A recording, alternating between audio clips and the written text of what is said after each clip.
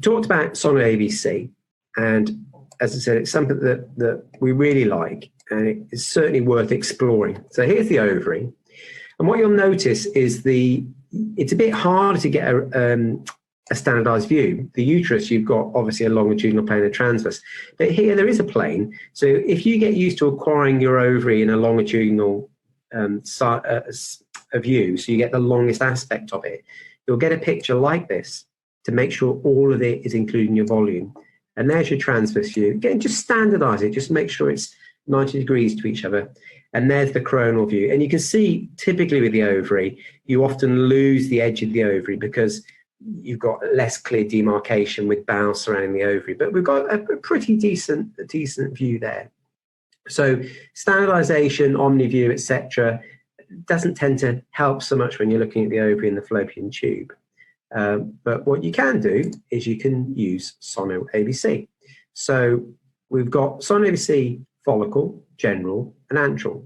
And when we started using this, there was just AVC. But what's happened is it's been maximized so that follicle works on a larger volume, around 10 to 20 millimeters. Antral is the smaller ones, so 10 millimeters and below.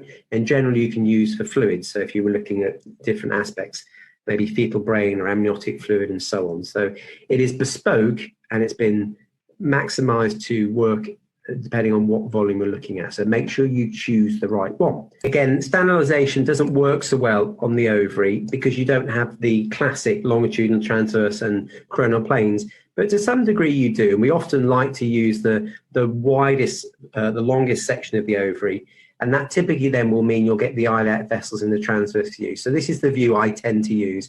It also means that when I've acquired the volume, because I've got the largest measurement of the ovary in my A plane, it means I'm going to capture all of it when I do my sweep, and you don't want to miss bits out, particularly when you're going to apply software like Vocal and SonoAVC, because you need to apply it beyond the ovary, so you don't want to be too close.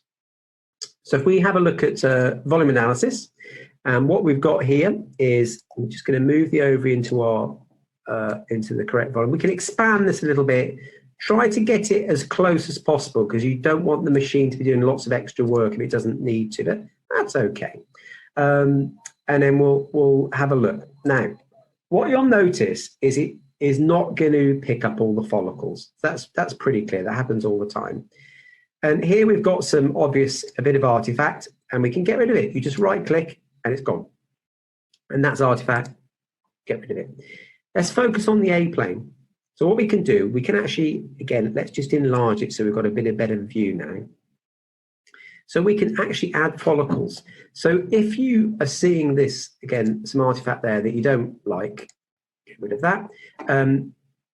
You can just use this. Already, it's picked up follicles, and invariably what you'll see, it picks up a lot more follicles than you actually think. So you're going to underestimate the follicle count. I think that's why follicle counts sometimes get a bit of a bad press, because you get more eggs than you're expecting, and that's, you know, something you shouldn't be doing. So, but look, this follicle's been missed. All we need to do is click on it, and it's added.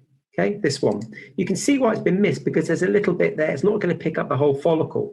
This one has estimated it as one follicle. If you're not sure, a top tip, get rid of the follicle, and then what you want to do is look inside it, and you can pretty clearly see there's a single follicle just there. And if you right click, let's add both. If you want to, you can then join these. So I'm going to show you an ovary now, and you can do follicle counts. You could, again, just look in the A plane, you can scroll through and you can count the follicles. And we do this on a daily basis.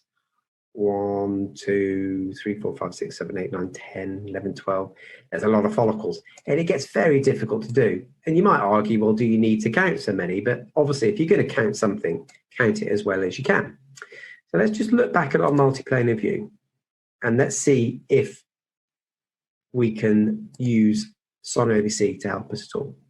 So you've got Vocal, and then we've got SonoAVC follicle, antral follicle in general. So the antral follicle is the one that's been maximized for smaller volumes. Now, it's still not a perfect process, because it's not going to pick up every single follicle, and what you'll notice is it will usually pick up around 50% of the follicles.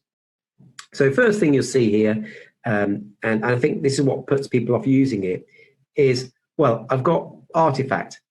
You can just click on it, get that there. So now, if you want to, you don't need to do any more work. You could just leave it like this. We've got 24 follicles. So I mean, I'm sure I wouldn't have estimated that many. I'd have probably got a lot less. But you can see what's missed. So again, if we look in the A plane, we can scroll through the A plane, and you can just count. So if you want to, you could say, again, get rid of the artifact. So if you see a follicle that's not real, delete it, and just scroll through the A plane, count 1, 2, 3, 4, 5, 6, 7, 8, 9. There's probably another 9 follicles there that it hasn't counted. So you could add that manually. What you're doing here is you're counting a few follicles instead of having to count 20 to 30 follicles. And of course, you can add them like this if you want. So it's up to you whether you do, how much post-processing you do, whether you go through and add all of these. We tend to do that, you know, more so in research settings, but it's easy, again, to do it. So I'm just going through, takes about a minute. Any obvious follicle that's been missed, you add it. And some follicles you might add, and it will, again, create artifact. And then you just delete it and add that by hand. So you can manually do that. Again, follicle there, follicle there. So it's not picking them all up. But if you do, it's not, don't expect it to be 100% all the time or most of the time, because it's not going to be. But now we've got much better. So I'm pretty happy with most of that. Again, I could tidy this up a little bit more. Look at our follicle count, 28, but we've also got follicle sizes.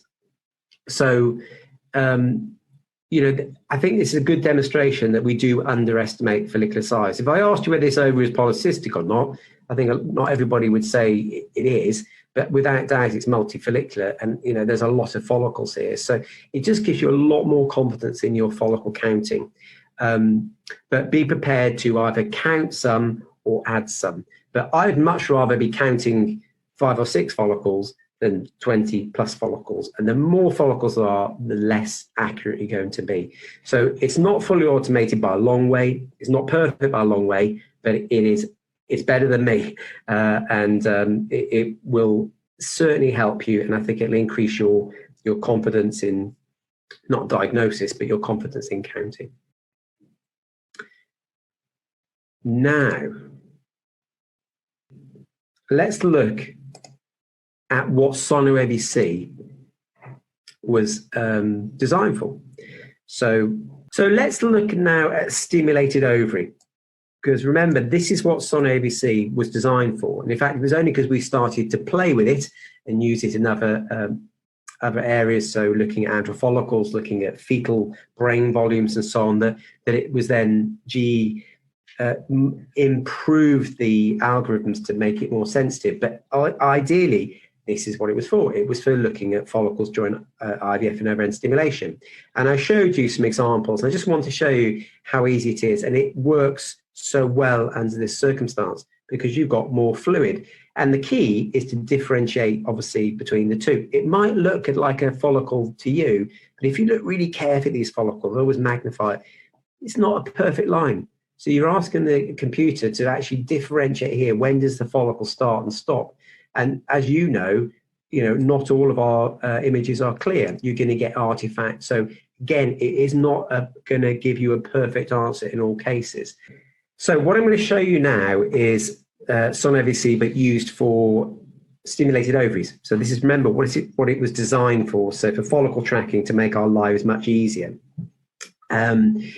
What we've looked at is antral follicles, much, much smaller volumes. But here, the follicles are pretty clear. But if I magnify just to show you, you will realize that the follicle differentiation, there's still artifact within these follicles. Can you see here?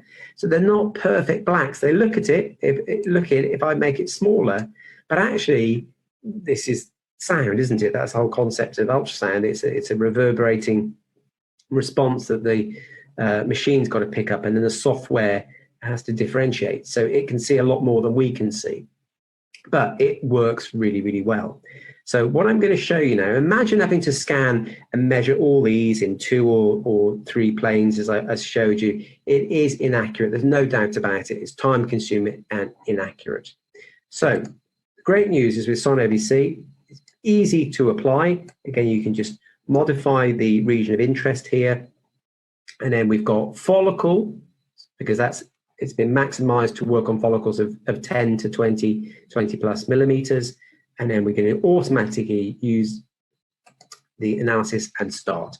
And it's really quick. You can do this. I like to do this in front of the patient so they can see. Now, there you go. So in this case, it's not perfect. There'll be a bit of differentiation here. But as I said before, it's certainly better than I am. And we can look in our A plane and we can scroll through that ovary and just check, make sure we've not missed anything. And if we have, like here, you can just add it. And that's my fault for just not actually getting the volume data set large enough, but you can add it really easily. And there's a lot less post-processing to do. When you're doing antral follicles, it's more about adding. But here, again, you tend not to have to do much processing. So you can just look through, make sure it's measured every follicle. And if you're not sure, so again, this one seems to be missed, just right click on it and it's added. There you go. Now this one looks like it might not be a follicle. So you can just get rid of it. But it is, because you can see here, it's just the side of that. So if I want to go into the C plane now, I can look through the C plane and you'll see that there's a follicle just hidden behind.